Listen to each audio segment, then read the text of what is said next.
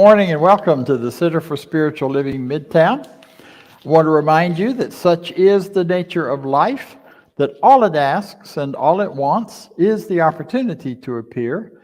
You're that opportunity, so am I, and so it is.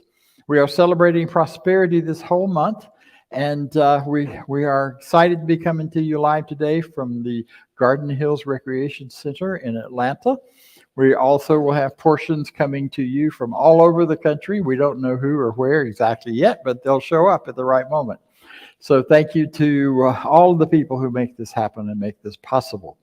I would like to welcome you, let you know that we are a community that is vitally interested in developing the idea of who you really are, who I really am, and living in the power of that.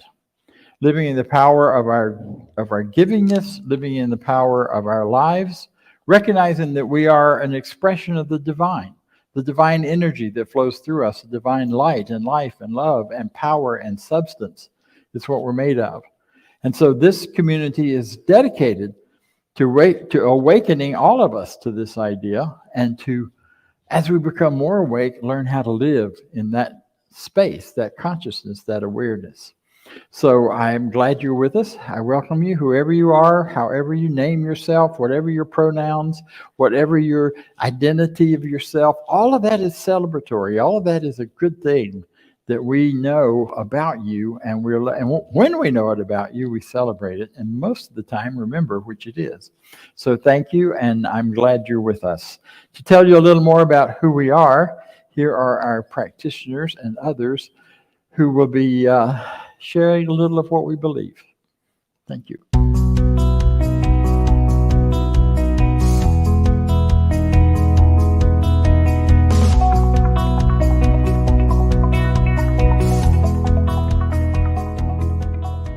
I believe in one God, one absolute power and first cause to all things. I believe that this power is perfect love and creates out of a desire to express love. I believe all thought is creative, and how I choose to think creates my personal experience. I believe in the unity of all life and the immortality of the individual soul, forever unfolding. I believe in the eternal goodness, the eternal goodness of God, the eternal loving kindness, and the eternal givingness of God to all. And so it is. And so it is. And so it is.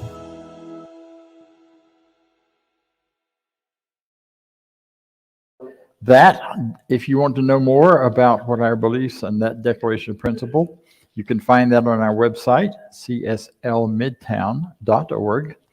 Feel free to go there. It has just been revamped and revised, and we have a lot more information there, and it's a growing a source for information and ideas about our teaching. You heard him mention a practitioner. A practitioner is someone who understands his teaching in a way that, in practicing the principles of it, bring about changes in their lives. A licensed practitioner, in some ways, we're all practitioners. If we think and we change our minds and our lives change, then we're practicing.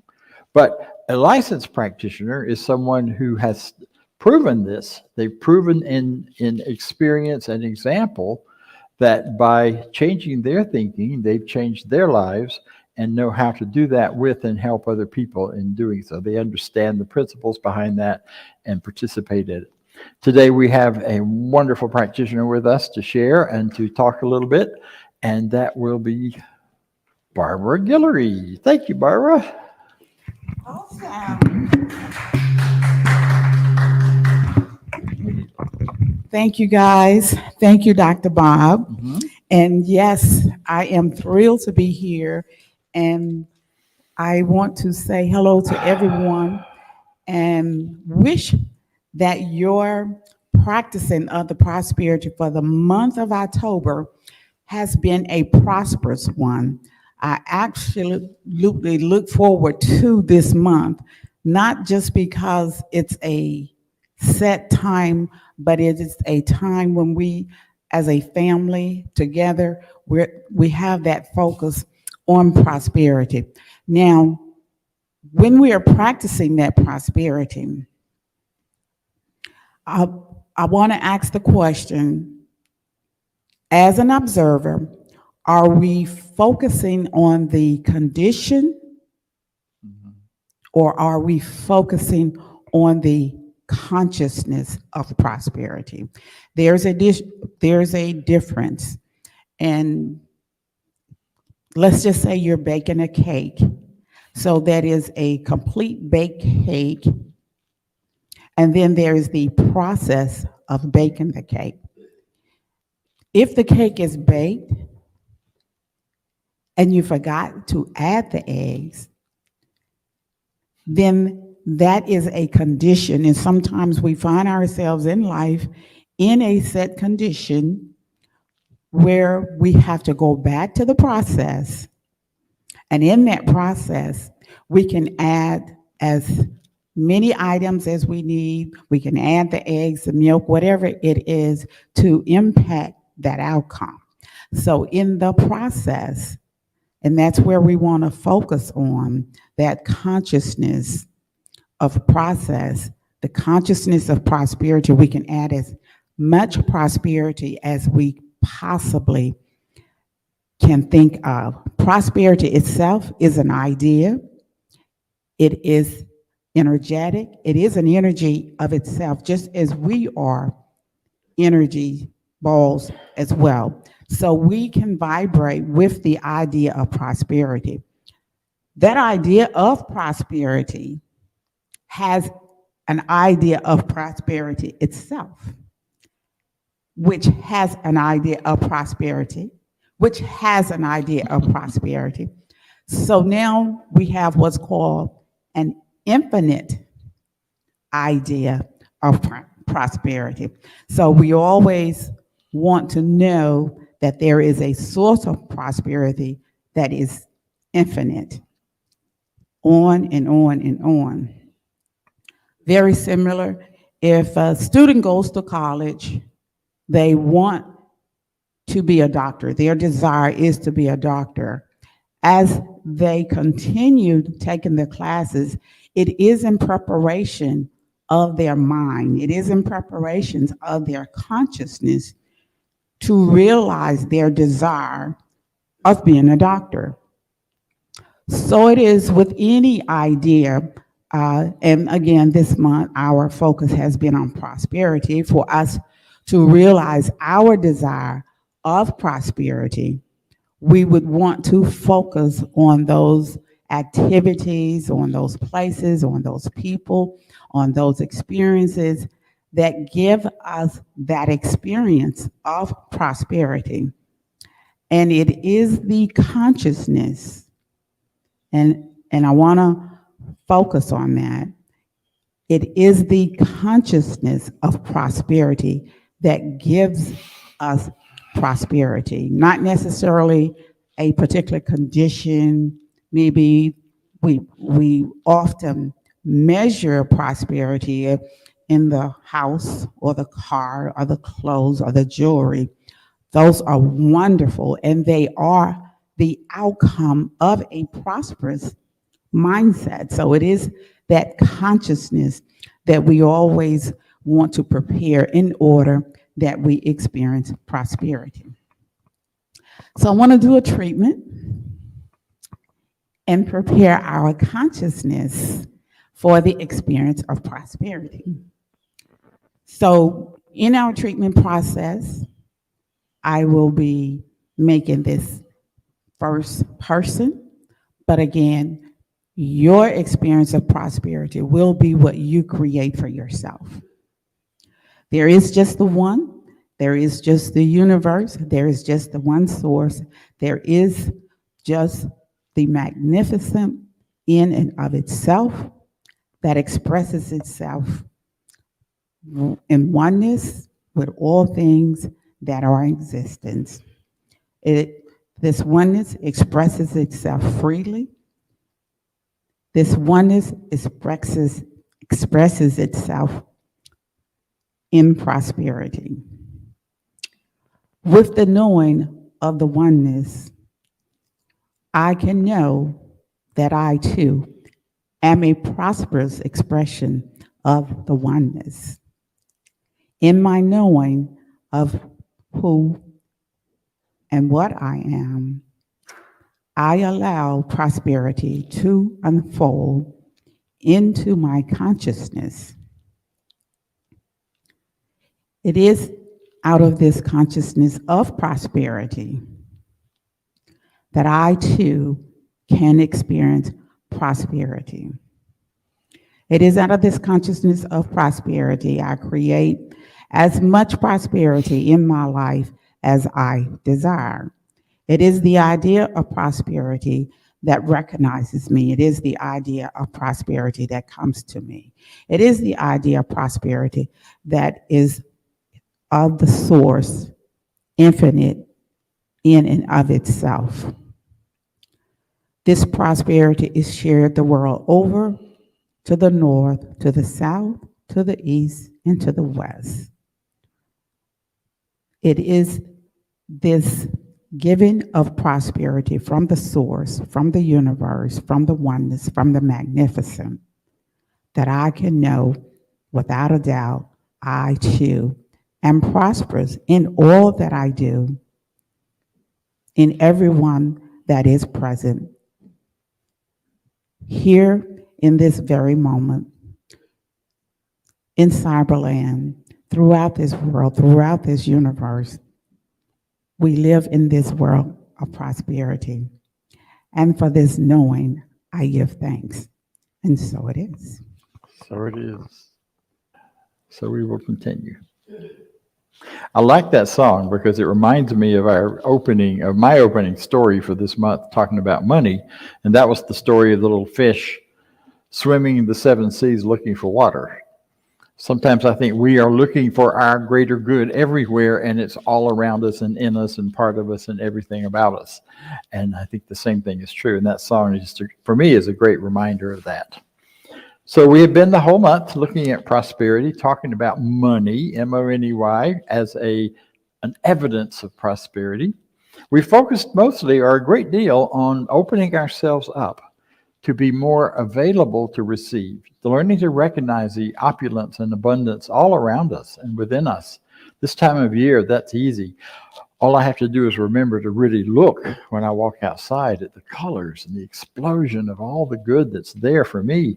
That alone just revitalizes and brings me back to a greater sense of awe and wonder and goodness about life. So we focused on the inflow. Today we're going to focus a little more on the outflow, because it's an all end. It's an everything end. The title of the talk is Share It, Fair It, Please Have a Piece of My Pie. That could be a chant. I will spare you from asking you to do that, but feel free to do it on your own if that's your love. Share it, fair it, please do have a piece of my pie. Because that really is the essence of the flip side, the essence of the giving side, the receiving side. You can't have one without the other, so we've already focused a lot on that. And I don't know about you, but I didn't write this title, by the way. This came from home office, and I just thought it was cute and funny, and I wanted to keep it. And the rest of the talk is mine. But the title was this, and the reason I liked it was because as soon as I read it, I went, no, I ain't sharing my pie. My pie was a big deal when I was a kid growing up. Cakes were everywhere. Mom made cakes all the time. We had cakes, but she didn't like to make pies because it was too labor intensive for the small amount of food you got. Couldn't feed many people off of one pie. So when we had pie, it was carefully divided, and you sure didn't want anybody else messing with your piece of pie. In fact, that was fighting stuff in our family. You mess with that one's mine, don't you touch it. And that one's a little bigger, it's definitely mine. So we get into this whole thing with our giving side, that somehow if we give too much, or if somebody takes a bigger share than I think they should, they are taking, I'm not giving, nobody, I didn't give my pie, then it feels like something else is going on there. And it definitely reflects on my limited consciousness, if that's what is going on there. Now, if I have pie, I buy a whole one, and then I can have all I want. And I usually don't eat the whole thing, just to be clear. So today we're talking about the flow and abundance and the in and the out. There's a beautiful piece in the Sanskrit. It's the word ritam.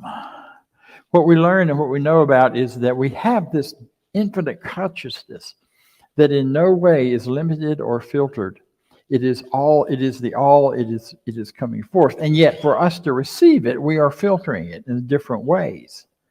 And one of the really powerful things that I have discovered in my life is chanting with Sanskrit. Why Sanskrit, you said? You don't even understand the words. You're right. I have to get a translator to find out what they mean. But what I discover is when I'm chanting, or when I'm simply, and by that I don't necessarily mean out loud, I mean in my mind, in my heart, whatever, but I'm allowing. I'm thinking these words over and over, which helps quiet my mind from all the squirrels that get to running around up there, the squirrel cage thing. And what I've discovered and why I value these so much is they're so ancient. And the only reason ancient has any value is it is deeply established in consciousness of human beings. It's part of the race consciousness, which we talk about here. The human race. Those ideas that have gone into consciousness over the centuries, and that have built up how we understand ourselves in the world. There are a lot of things in race consciousness we want to change, and we're working on that. No question about it. Some things always you will pop up and you, oh my God, I can't believe we've been believing that. And yet, that was there in race consciousness, and it pops up in our minds sometimes. There's a race consciousness belief that sickness is for everybody, and we're always going to have it. And we might as well have a really big industrial medical world to respond to it, which then just invites more. Not knocking medicine, believe me, I'm about to have a wonderful time with it this coming week. So, but the idea here is that those Sanskrit words, ritan, is one that just vibrates all through me when I use it. And what it means is the rhythm of life. And that rhythm of life is all about we as human beings drawing into us all of the good of the world, all of the good of life, and our very breath is evidence of that. We breathe in, we breathe out. We breathe in, we breathe out. Take a minute right now and just observe what's happening in your body. What's happening in you? Notice your breathing. It may be hard, it may be easy. Just notice it. What else is in there? What else is going on right now? Are you worrying about something? Are you breathing out that worry to the world, or to your future, or to the rest of your day? What are you breathing in? What are you breathing out? What is the rotation? But the ancients believed that everything in life is breathing in and breathing out. It's the rhythm of life that we receive and we give, and we receive and we give, and it flows. It's beautiful. It's a beautiful language, and it's a great piece to observe within ourselves. Ritam. Well, on a day when you're feeling like things are frazzled, like I've had this morning already, do the ritam in your mind or in your voice. Ritam. And see if it changes anything. See if it brings you back in line with that steady flow of life as it goes. Ritam. Receive, assimilate, release. That's the rhythm. Receive, assimilate, release. We do that with our air. That's the obvious, easy to see. We do that with our food. We receive, we assimilate, we release. Our ideas, You receive ideas from all around us. Ideas pop in your mind. Sometimes you don't know where they came from. Sometimes they're from raised consciousness. Sometimes they're from the divine. Sometimes they're just from something you heard somewhere. And sometimes they may be just unique to you. You bring them in. You assimilate. You decide, do I believe that or not? Is the world round or square or flat? How do I believe about that? Bring it in, let it go. Breathing in, assimilation. Assimilation is deciding how much of it to keep or not, and then release, let it go. We do that with love. Love is a total experience. It's not just one way. Love is the whole piece. We receive it, we assimilate it, and then we also share it. Or we share it, and then we receive it and assimilate it. Either way, wherever you start on that pattern, it circles back, it continues. It's also true for money. It's also true for our resources. John Wesley did talk in 1879. He's not still alive today. I did know him personally. He, in that talk, he kind of established what has become the American consciousness about money. And religions and churches and throughout this Western tradition have used the basis of that talk as what has driven our culture. He says, you should earn all you can. I like that idea. I'll keep that. You should spend all you can. Operative word is can. You should give all you can. And he did a whole development. And you know what was interesting, when I was researching this, I realized that, or saw this, that at that time, in the beginnings of Methodism, and it had just gotten started, he was frustrated and delivered this talk because they didn't have any money. And he said, the reason we don't have any money is because people don't know all three things. We got the spending part down, and we got the earning part down. We got to get the giving part down. So today, for what's left of this time, I want to offer a little different slant on that to keep in mind and to stay in the rhythm of the universe, and yet to say and recognize that there is so much more to this story. So receiving, we got that part down. We earn it. We have it gifted to us. The amount of money I have come in every week and every day and how I live and what I live on has some to do with what I earned, some to do with what I've already earned in the past, and some to do with the value being given back to me that I give to the universe, to the world, to the people, to those around me. Every so often I get a surprise check from somebody from 5 years ago, 10 years ago, whatever, that says thank you because what you said or what you did or what you treated for me for has been such a great change and a great life. It is such a joy to get to do that. Not just because the money wasn't planned, but also because it just lets me know the flow is working and it's going and it's going. So we receive, we bring it in as they talk about in the flow of life, and we assimilate. So what do you do about all that money coming in? Do you celebrate it?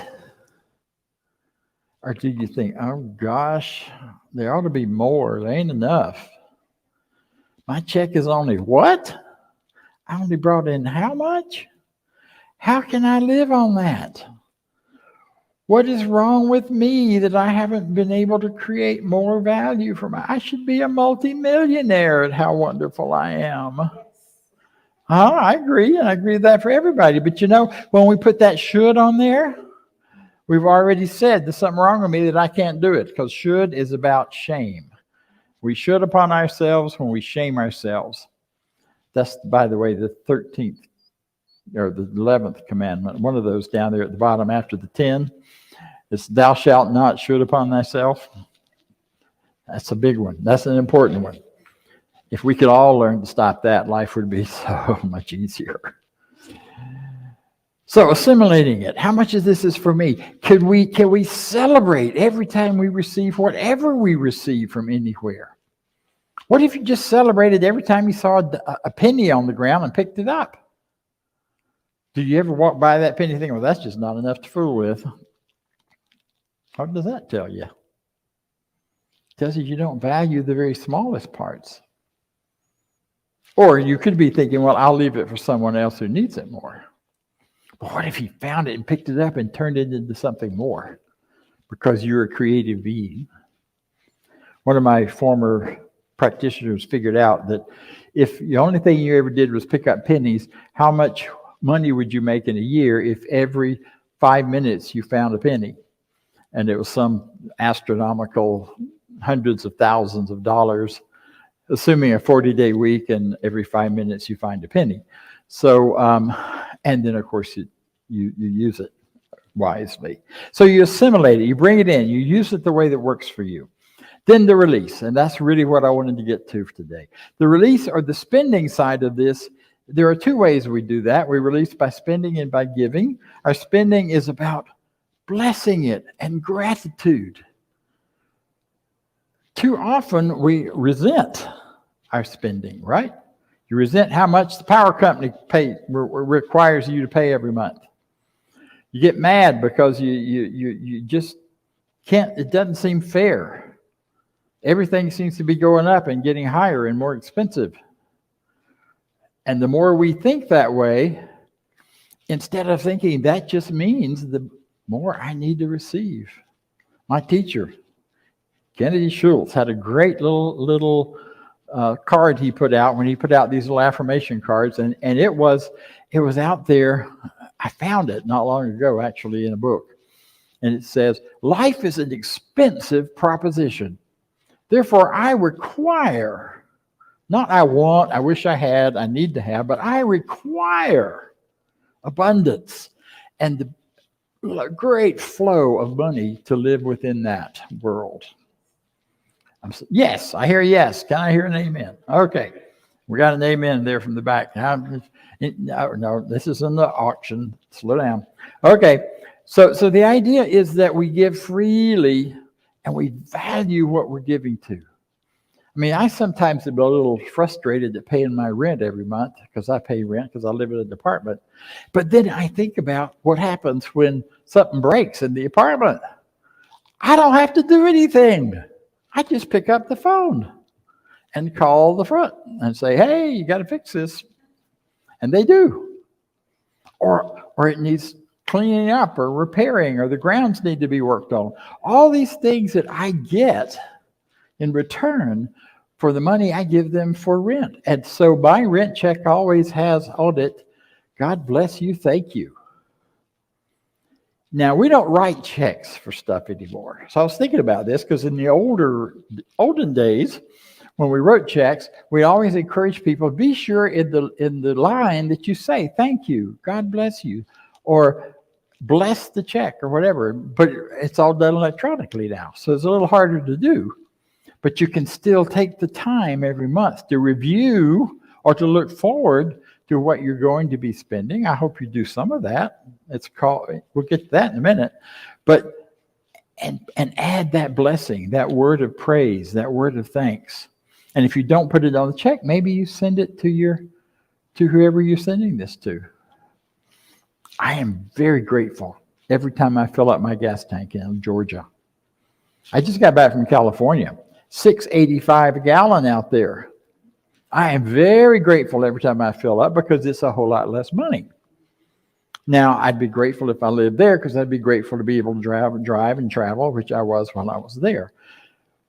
But you understand? Does it make sense? Am I beating it too much? You getting it? Okay. Bless it. Celebrate in gratitude everything you're spending anything on. And I think with one of the things to be careful about with the way we now pay our bills, and I do it, I have everything electronic, most of it set up so I don't even have to pay attention to it, and it gets done every month. But be sure that the trick in that is sometimes you may not even know how much you're spending, or you may not know where it's going. I just discovered this week I have a subscription to Consumer Reports that I didn't know I had. I've been spending money all year on that thing. So we got to pay attention, because it's important that we add the consciousness piece to it. It's just not an automatic action that our money goes out. And the same thing then is also true of giving. Giving freely, giving to places that we value, to causes that we value. We're giving in places where we may not even want to get anything back. Holy Moses, you mean you can just take a piece of my pie and you don't have to give me any more? You bet.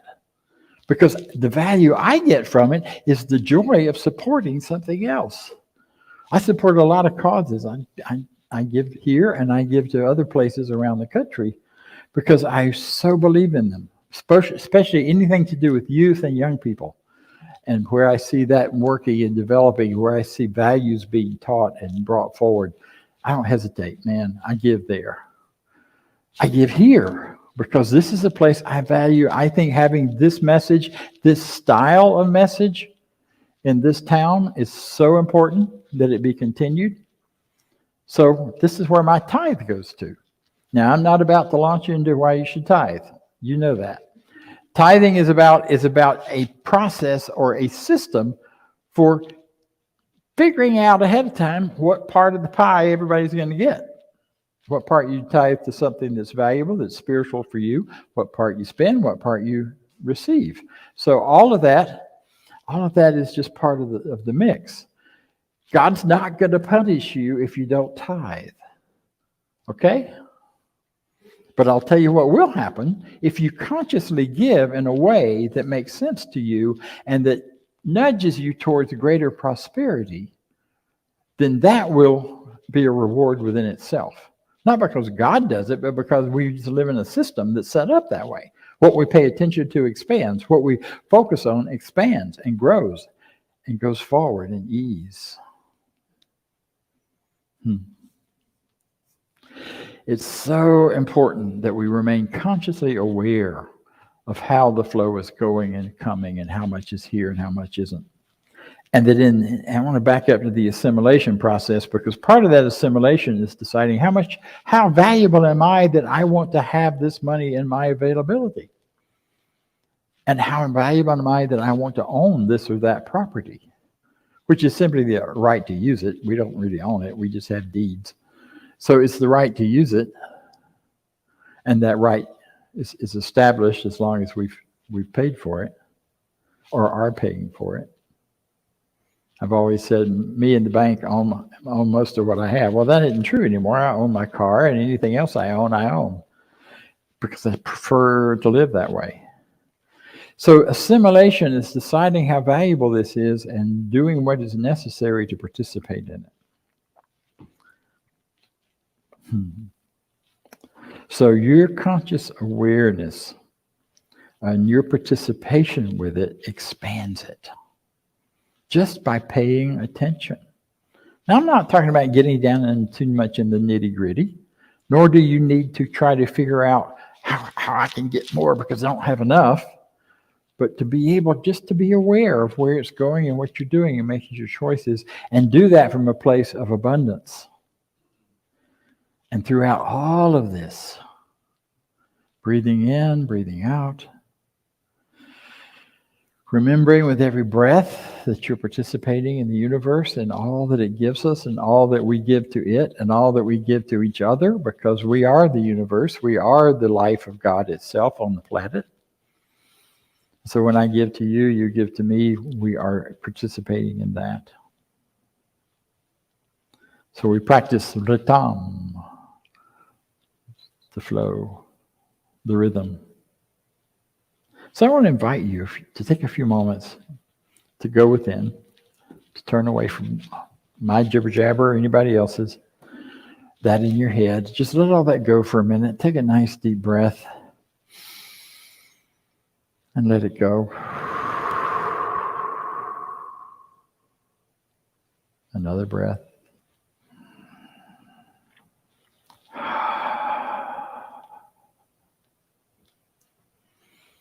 Recognizing that you are the facility through which life itself expresses.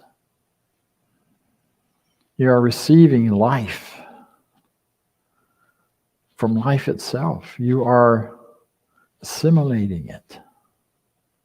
And you're releasing it on out to other people. Aritam.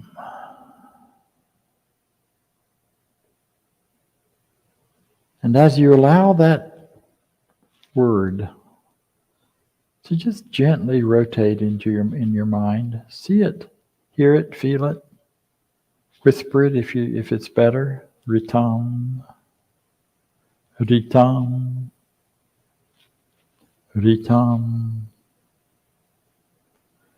And feel your place in the universe come into the rhythm and flow.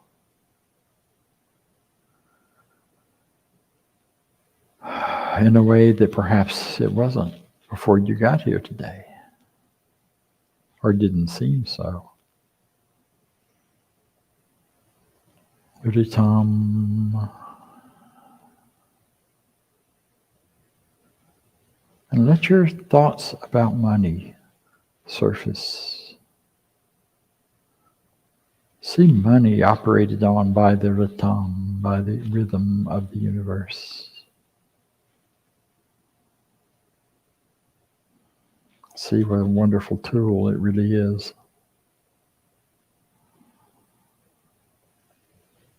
Ritam.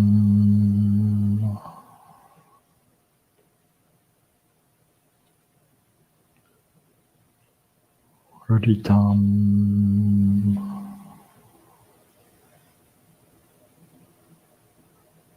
Know with me that there is no lack, limitation anywhere of any kind. What may appear to be such is simply my failing to see God's presence, life's presence, the infinite's presence in that place. So I look deeper, bigger, broader, wider. And I open myself because I'm an expression of that divine. So I can make a difference simply by what I see and know and honor and recognize. So I recognize the great good and value that money can do for me and through me and out to the world. Out to my friends, out to wherever I value and choose to channel it or send it. And so as I allow myself to live freely and fully in this divine flow, the only natural response to any of this is gratitude. Gratitude that I live in such a universe, gratitude that I have within me, because of who and what I am, the power to choose, to distribute, to receive, to increase that flow. From a teacup to a bucket to a culvert hose. So I receive, I assimilate, and I give. I do this with ease, with joy, with freedom. I do this with great confidence that the universe, God itself, is supporting me in every part of this desire and intention. This is my truth. Spiritual law has already started work on this and is taking it up and starting to increase my flow and my participation in the rhythm. So all I need to do now is release it and let it do its work. And I do that by simply saying, and so it is. Thank you. You are wonderful, and so am I. Thank you very much. So we're going to move on and let Vance come talk to you a little more about money and contributions and all the other good stuff he talks about. Thank you, Dr. Bob. Mm-hmm. That was an awesome talk. And here we are. It's our time of giving. So we're going to do our affirmation of prosperity, but I want to say something about what Bob talked about tithing and the automated giving. My giving's all set up automated online on our system, but it's a baseline for me because my pay is variable. So I have to focus on that every single month and take a look at where my commissions came in and adjust that. So there's definitely a little bit of thinking there. So if you're paid like that, like me, think about that. It gives you an opportunity to concentrate on where the gift is going and giving every single month. So you can donate online at www.cslmidtown.org/donate, or click on the QR code that'll pop up in a second. And if you would, read with me our affirmation of prosperity. As I live in a universe of abundance, as I freely and joyfully give, I join in the divine flow, and all that I share with life returns to me multiplied abundantly, and so it is. And now back to Dr. Bob for announcements. Thank you. Announcements, yes. So you can also drop money in the basket on the back table. We don't pass the basket anymore because COVID folks said we shouldn't do that. So we aren't doing it, but you are very welcome to drop it in the basket and bless it. If you don't have money to put in there and you don't want to, just put blessing in there for all of us. Just put a word of growth and goodness for this center. So we have our regular Tuesday group that meets, that we do spiritual mind treatment and see people's lives grow and expand in that. My class just finished for Wednesday night. I hadn't announced the last couple of weeks that we'd be doing another class starting next week. That is not happening right now. I'm having I'm dancing with the medical profession. Let's put it that way next week. So I will postpone until we see how that all goes, and then I'll set up a class. There's not enough time between now and Christmas, if I don't do it next week, to complete a class. So we will do some probably standalone workshops, but I will put the word out on that as soon as that is clear. Also would let you know, and you may be you'll hear about this soon, your board and practitioners are beginning a process, or going to be beginning a process of visioning for CSL Midtown. And that would be visioning regarding where we're going, what we're doing, regarding how we're doing, regarding everything about this center. Is there a better way to do what we're doing? You know, we've all talked about how everything has changed now since COVID. Is it time for us to change? Is it time for us to do things in a different way? We don't just go off the top of our heads to make those decisions. We do that from a deep place of connection and a deep place of visioning. So we're working on getting that scheduled, and then we'll announce to the rest of you. All of you are welcome to participate in that. Just watch the website or our newsletter to find out when, because we haven't quite got that nailed down yet. That's going on. I'm excited about it. I don't think we have any other announcements that I know of. We do have the discussion group every Sunday at 10, which happens online. Some weeks, and actually any week, I'm here, I have my computer here. We could set it up in the kitchen. If you want to join with the in-person and online, this is a hybrid meeting. We're finding more and more ways to connect us in person and online, so that because during the expansion, we really gained people all over the world who are now consider themselves part of us and are committed to this center. So don't want to lose. We're not losing that. We're just adding more and more of this to it as well.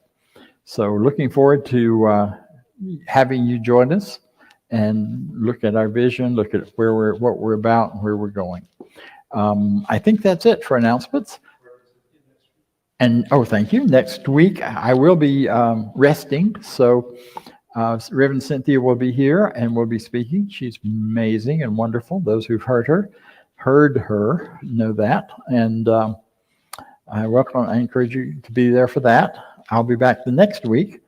And who knows after that? Life just takes on all kinds of fun things. We'll see what happens. So join me, if you will, in our closing affirmation. I leave this place now knowing something better than I knew before. I go forth into the world with a heart full of love and a mind full of good sense. I look at the world in a greater way, knowing that I have within me everything I need to create the life I desire. I give thanks for this understanding. I am grateful for the spirit of life that lives through me. And so it is.